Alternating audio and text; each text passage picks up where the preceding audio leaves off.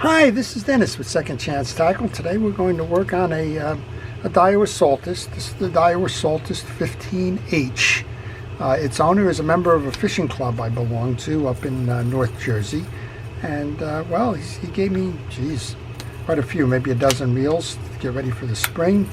And well, he said that he takes care of them generally well, fishes them very hard, and wants to have them ready for the spring run. So we're going to go ahead and do that. This is our opportunity to show you a more modern reel. The Saltist has a gear ratio of 6.4 to 1. It's braid ready, and it'll use 330 yards of 30-pound braided line. You could also use monofilament on that if that is your fishing line of choice. But we're going to take this reel apart. We're going to show you how it's made. We'll show you how to service it and how to keep it fishing for quite some time to come. Well, I did mention he's part of a saltwater fishing club, and well, that's where these reels go. And you can always tell a reel from the salt as opposed to one that's fishing primarily in fresh water. It develops a lot of film. A lot of times you'll pick up the saltwater accumulation and the like. And I noticed that in the cavities of the screws. So before I get started, I did want to use a penetrating oil. In this case, I'm using WD-40. I'm going to use that penetrating oil just to help loosen that up.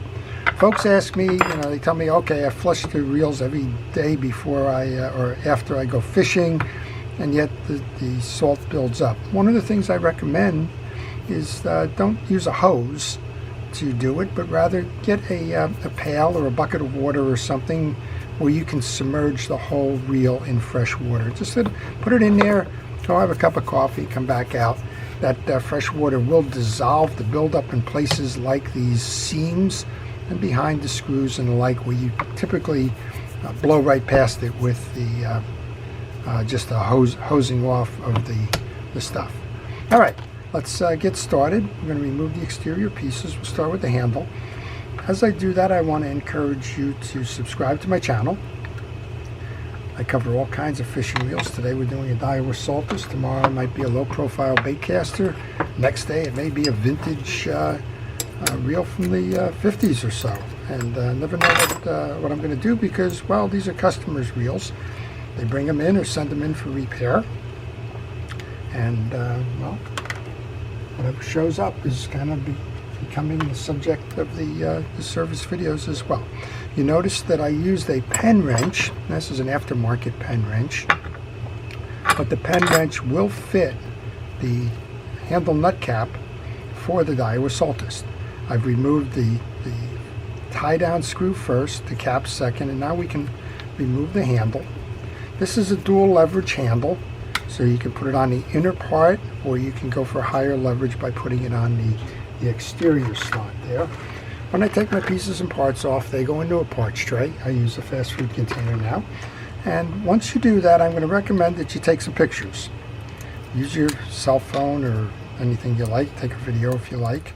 But take pictures as you start to remove the pieces and parts. That way you won't get stuck. If you forget your place, just go back and look at the pictures. So underneath the handle, we have a solid metal piece, and then we have a thin washer before the star adjuster. The star adjuster just falls off, and here's an example of where that bucket and the fresh water would take care of this. It would help to dissolve that. Where hosing it, of course, this is protecting all of that stuff. Hosing it down will take care of the exteriors, but it won't get into the interior. Well, we'll do the same thing here. I'm just going to flood that. Let that sit in my parts tray. This is where you want to note the sequences so that when you go to install, you install it properly.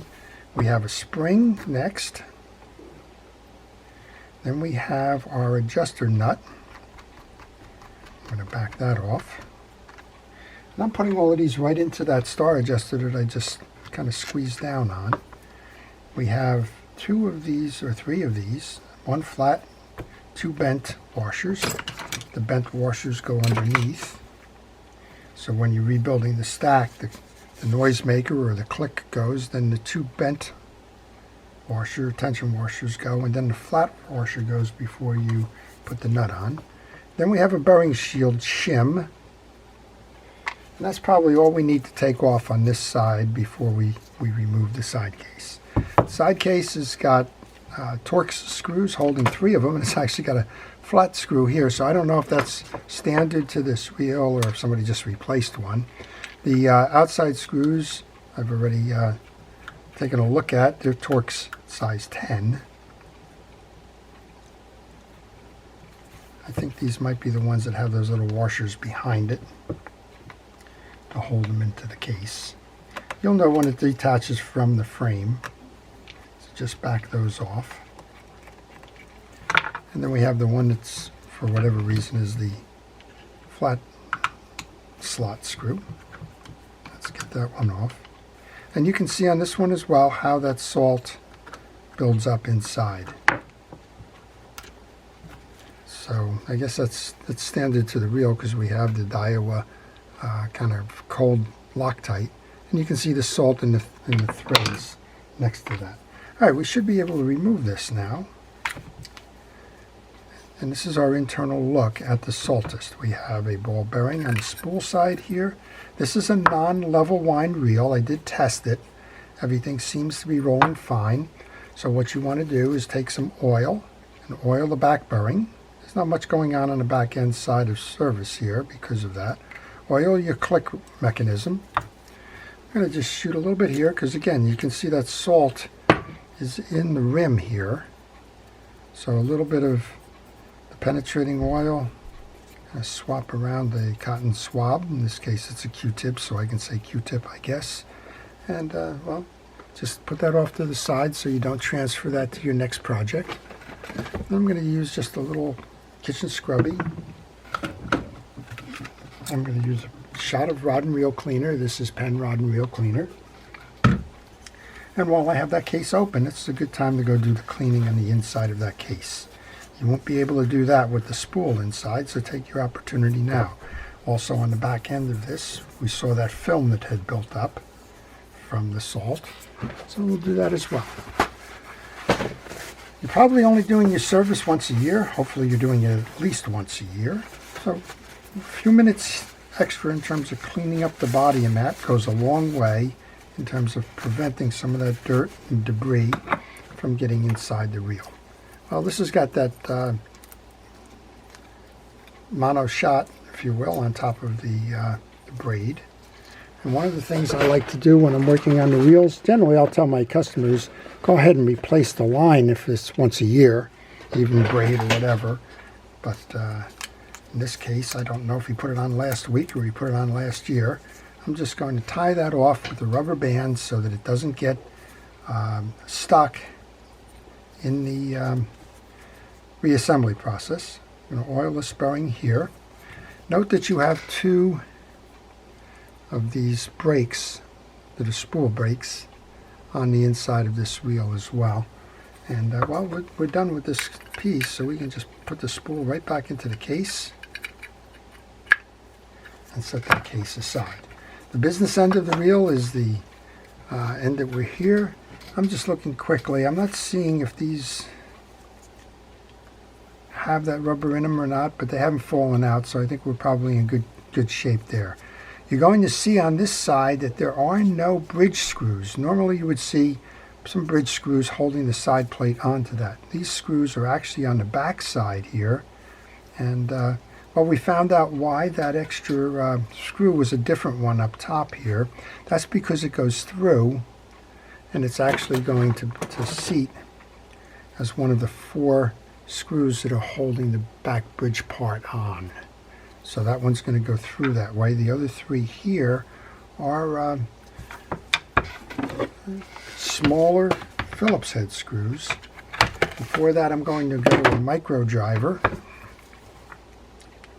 and we'll take those out to remove the bridge. Well, that one didn't go as planned. There is a cross. This can be removed as a flat screw, or it can be removed as a Phillips head. And well, these are over tightened, or that's just kind of the way it works. But I'm going to go with the benefit of some penetrating oil here. Well, certainly don't want to break these off. That loosened it up a little bit. Okay. And when I remove these, they're going to go right into the desk, because I want to make sure they're all the same size. I know it's easy to assume that they're all going to be the same size, but it doesn't necessarily always work that way. We just saw that there was a different screw on the outside of the case, so it's very possible that there'll be a screw on the inside of the case that's different as well. One more, and that'll open up our bridge. So there's a couple of reel manufacturers that use this internal type of attachment versus the exterior attachment. One of them that I'm thinking of is Okuma. So the Okuma Convector and the Classic and some of those other series won't have the attachments from the outside. They'll only come in from the inside. Daiwa does that on some other reels as well, but a lot of them still use that exterior one. Now I'm going to switch over here to that Phillips head for a little bit more leverage. You got to be careful. You don't want to butterfly the slots on these screws. You may be in a situation where if it's butterflied, you won't be able to service the reel.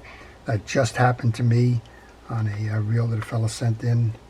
I couldn't get the outer case off because it was butterflied, and you couldn't drill it out because of the pieces and parts that would be required to put it back together again. All right, we've removed the 3 screws. Let's see if we can't just push this assembly down and out now. Again, be very careful here. You've got these 3 screws. We're not sure if they're going to fall out or not. Don't take any chances. This one, this reminds me of the cam assembly on a Shimano Torium. It's got a plastic carrier on that eccentric, and if there's a weak part in the Shimano, it's that carrier breaks. So we're just going to clean that up. You don't need to take it off unless, well, it's broken. You can just clean it up. I just used some penetrating oil to do that. We've got a bushing in the back here. I always get questions on hot rodding reels. I suspect that even though our spool has the 2 bearings on it, I suspect if you replace this bushing in here with a bearing, you probably would get some more efficiency, maybe a little bit more casting distance from it as well. But the manufacturer decided he doesn't need that, or she doesn't need that, or whatever pronoun is right for manufacturers these days. And well, the bushing sits there. If you wanted to remove the bushing, there is a 4-sided clip here. You would pop the clip and that bushing would come out pretty easily. Here's your business end of your reel then. Kind of looks like a lot of the bait casting reels. You did note that we have a instant anti-reverse inside here. Looking at this, you're also going to see that we have a traditional forked tongue anti-reverse dog as the backup. So make sure that you notice that when you go to service it. First things I like to do when I open up a bait caster that has yoke springs on it is to take those yoke springs and put them in a safe place. Those are a little bit bigger than most of them, but there's a lot of yoke springs out there that are very small and they tend to shoot. So be careful. Well, I'm going to remove this piece now, and the first thing I'm noticing is we have a bearing shield on top here of the inner race for that anti-reverse clutch. And that almost always gets stuck in the grooves of that shaft, and it makes it almost impossible to get it out. So just walk it up. I use a utility knife to create that space to get through the grooves, and then at some point you'll be able to either tap it out or walk it up and get it off. That's your other bearing shield. So you have one bearing shield below and one bearing shield above on that final assembly. These should come off now pretty easily. There's a rubber O-ring here. I'm not sure if we're going to be able to pull up and off and over that. Probably not. It's a water seal. So it looks like we may have to go back down with that. Nope, we'll get it. It's doing what it should be doing. All right. we're going to take that rubber shield off. You need to be careful on this. I'm going to use a small screwdriver on the flat side of your shaft to go in there and walk that rubber ring around. It's just a small rubber band. It's meant to seal it off from water.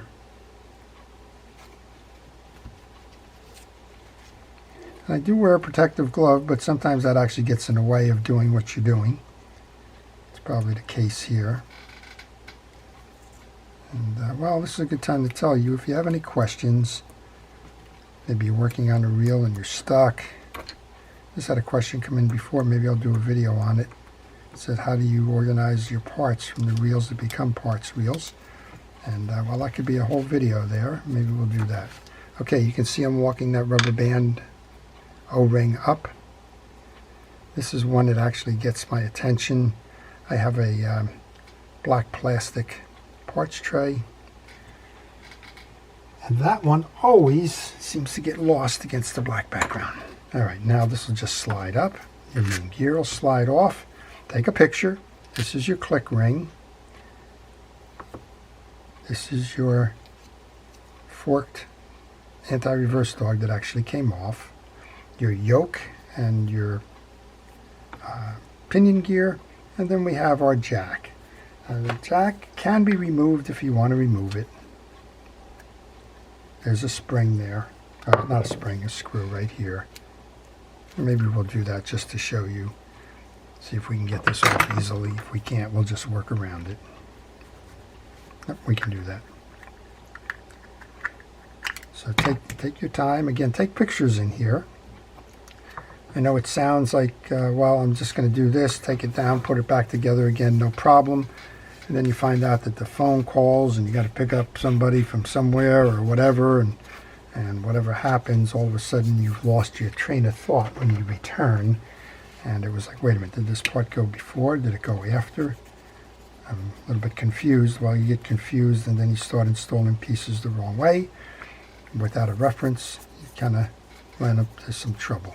All right, we have it off, so let's put a little bit of grease, use fishing reel grease, on the back where it's going to slide. Put that over the top again, and take that screw and reinstall. So much of your fishing reel service is, well, it's taking the pieces apart, cleaning them, inspecting them. You want to make sure that the pieces are not damaged. If they're damaged, you're going to want to replace them. And then, well, giving them some grease and some oil. Getting them out there fishing again. All right. That's a very shallow groove. Let's tighten that up.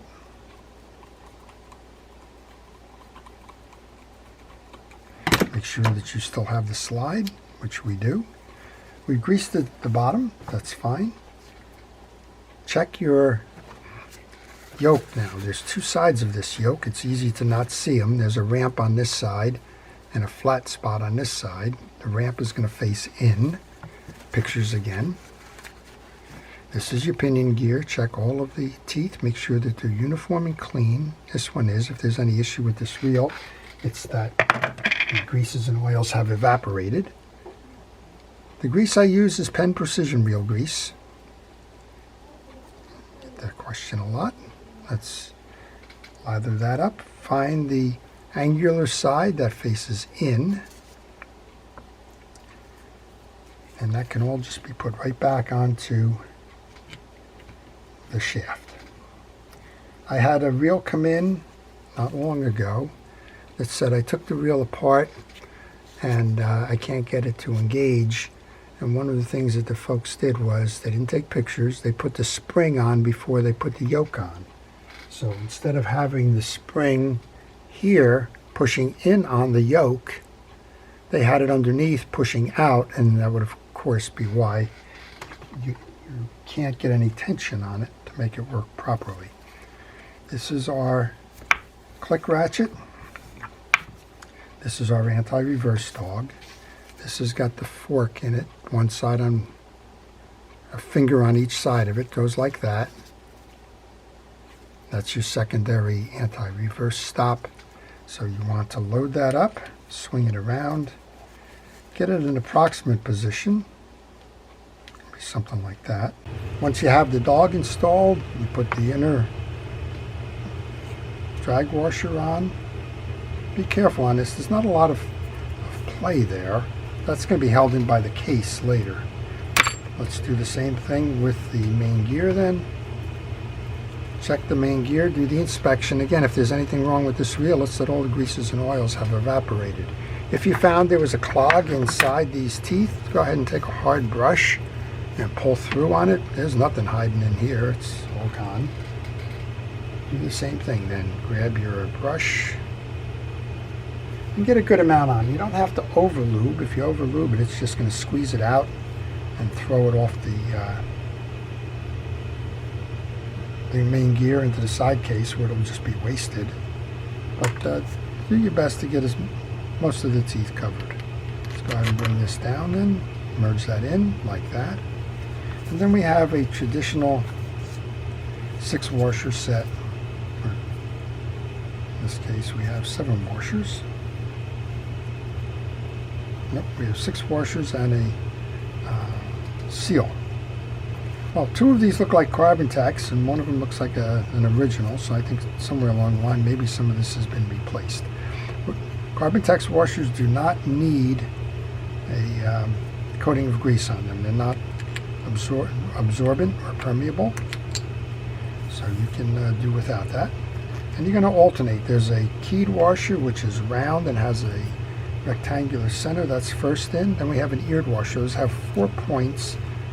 And after you put the second drag washer in, they go into the case. Third washer's in, and now the one that has that water seal in it goes on top. Here's our collar, the inner race for that.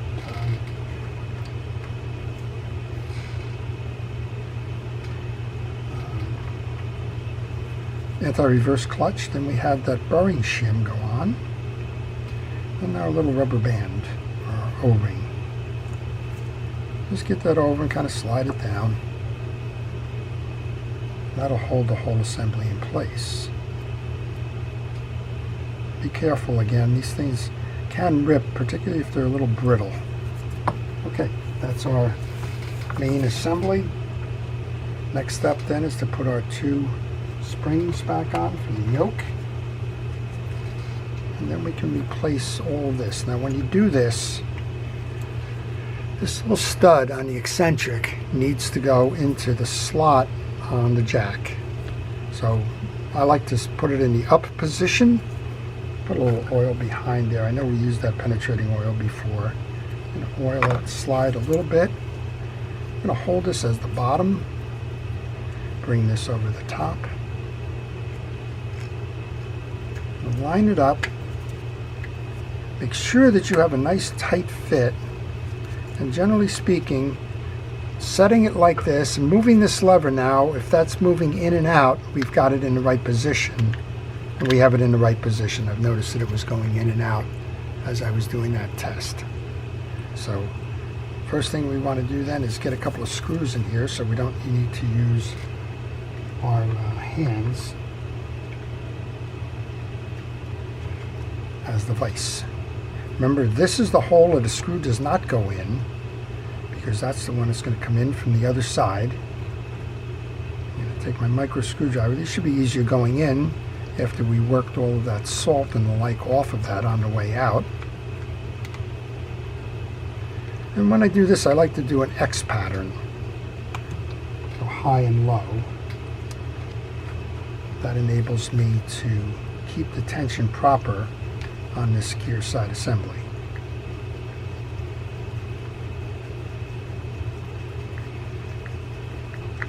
That's the second.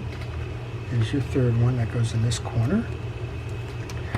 And we still haven't lost those outer screws, so I'm going to assume, which is always a bad thing, but I'm going to assume that that side is being held on by a little rubber O-ring on the internals. Now, one way to know that is to go to a schematic. Schematics are available online, and you can verify whether there's one there or what it might be. All right, this is the inner side now.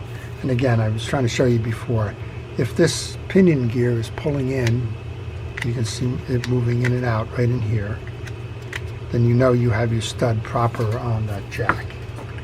All right, you've serviced the spool side. Let's go merge the two now. Line them up with the holes. There's a stud on the inside, right in the case here, that needs to seat properly, otherwise you won't put that case in. Just check to make sure that that stud aligns with the hole. And again, we can go ahead and tighten down these screws here. That's two. Make sure they're nice and tight because boat vibrations will shake these free. And then we have the one more, which is the flat-bladed one, and we saw how that one works. That one's going to go all the way through and be the last tie down for that inner ring of the bridge. And brings it all together. Okay, getting close now. We have a bearing shield. Oh, yeah.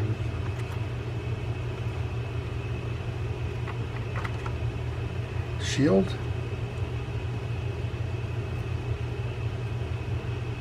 Sometimes you'll knock that bearing out. If you do, don't worry it.